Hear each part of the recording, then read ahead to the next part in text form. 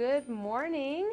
Welcome to Quest Bites. I'm your host, Corinne Cahill. Happy Wednesday. I'm so happy you're joining me this morning because we are talking about the 4th of July, one of my favorite holidays, and I'm hoping to add some fun to your weekend with this awesome STEM craft. But first, we are going to go ahead and play Spot the Quapples. Whoa, I'm shooting you all over the place this morning. I will put 30 seconds on the clock for you to try and find them. They're all hidden in the fireworks stand. Has anyone been to a fireworks stand yet? Are you getting your own fireworks for this weekend? Let me restart the clock.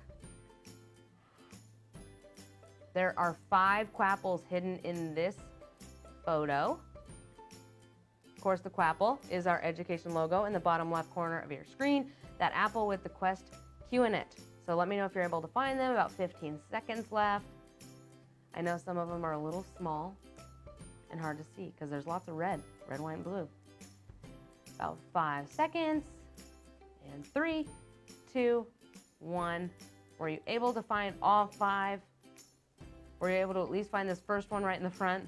If you found them, awesome. If you did not, no worries. We'll play again next week. We will not be on Friday because we're observing the holiday. But next week we'll play again, so no worries. Just be here right at 9:30 so you have enough time. So we are making 4th of July rockets, and no fire is needed to make these blast off. So what are you going to need? You're going to want to get Alka-Seltzer tablets, water, plastic Easter eggs, the ones that go into 2 pieces. So grab those out of the closet. Toilet paper tube and rocket decor. That can be whatever you want it to be, whatever you want your rockets to look like. So how are you going to set this up? First, we are going to take the bottom half, or the top half, of that Easter egg and glue it into, or tape into the toilet paper tube. I used hot glue because I found it to be more sturdy when I actually did the project, but you're going to want to have your parent help you with that. You want to take that longer end of the Easter egg and stick it into the bottom of the tube. Then you're going to make your rocket. I used a circle piece of construction paper and a piece of tape to make that rocket top. I glued that to the top of my toilet paper roll. Now you can be as creative as you want here. I finally added glitter to a project. I know every time I say you can add glitter to this, I finally did it. I added some stars and stripes to make this all red, white, and blue for the 4th.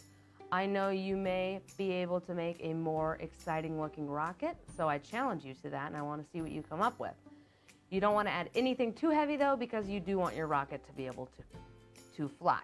So I challenge you to make a better rocket than that, but let me tell you what is going to happen so that you understand how this works.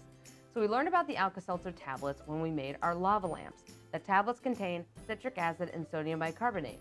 When the water dissolves the tablet, those 2 ingredients are able to react and form carbon dioxide. That fills the egg full of gas, and the pressure causes the egg to pop apart, launching your rocket.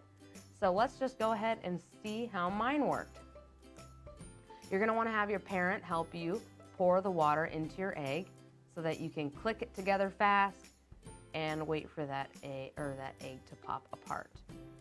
So you want to cover your tablets with enough water, and then boo, explosions.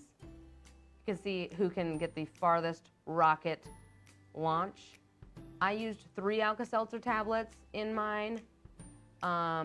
You can use more than that. I would not use less than that because it did take those 3 to make this go.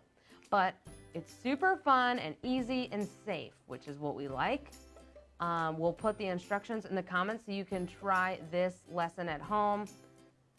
Grab your Easter eggs and your Alka-Seltzer tablets, and make sure you send us your videos and pictures of your 4th of July rockets. I want to see what you guys can come up with.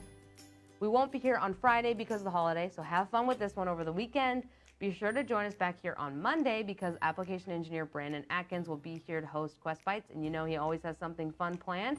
Until next time, continue onward with your quest for knowledge, and thanks for watching.